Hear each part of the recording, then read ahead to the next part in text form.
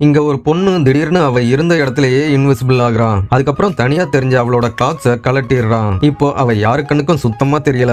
இந்த சூப்பர் பவரை யூஸ் பண்ணி அவளோட ஹஸ்பண்ட் அவளை ஒரு பேங்க்ல இருக்கிற மொத்த மணியையும் ஆட்டைய போட கூட்டிட்டு போறான். ஆக்சுவலா கொஞ்ச நாளைக்கு முன்னாடி ஏலியன்ஸ் பூமி மேல ஒரு கல்லை தூக்கி போடுது. அது நேரா வந்து டூபியோட வீட்டை உடைச்சிட்டு உள்ள வந்து விழுது. அப்ப இருந்து அந்த ஃபேமிலியில இருந்த எல்லாருக்கும் சூப்பர் பவர்ஸ் கிடைக்குது. அவனோட ஒய்ஃபுக்கு யார் கண்ணுக்கும் தெரியாம இன்விசிபிள் ஆகிற சூப்பர் பவர் கிடைக்குது. அந்த பவர் அவளுக்கு ரொம்ப பிடிச்சிருக்குது.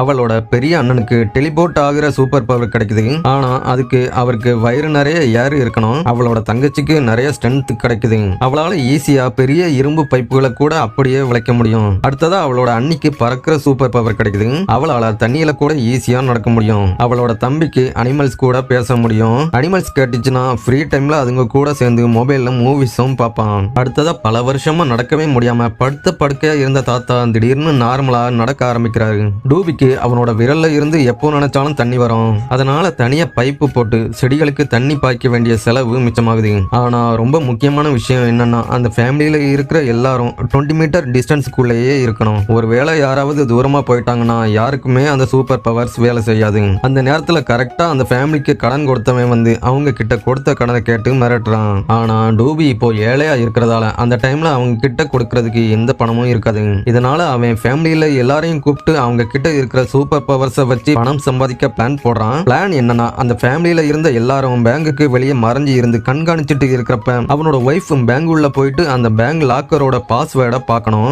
பேங்க் க்ளோஸ் ஆனதுக்கு அப்புறம் அந்த லாக்கரோட பாஸ்வேர்டை போட்டு உள்ள இருக்கிற மொத்த பணத்தையும் ஒரு பேக்ல போட்டு அங்க இருந்து வெளியே எடுத்துட்டு வரணும். இந்த பிளான் சூப்பரா இருக்குதுன்னு எல்லாரும் ஏத்துக்கிறாங்க. ஆனா அவங்க எல்லாரும் பேங்குக்கு போயிட்டு பணத்தை ஆட்டையை போட்டுட்டு வருவாங்களா இல்லைன்னா பல்பு வாங்கிட்டு வருவாங்களான்னு நெக்ஸ்ட் பார்ட்ல பார்க்கலாம்.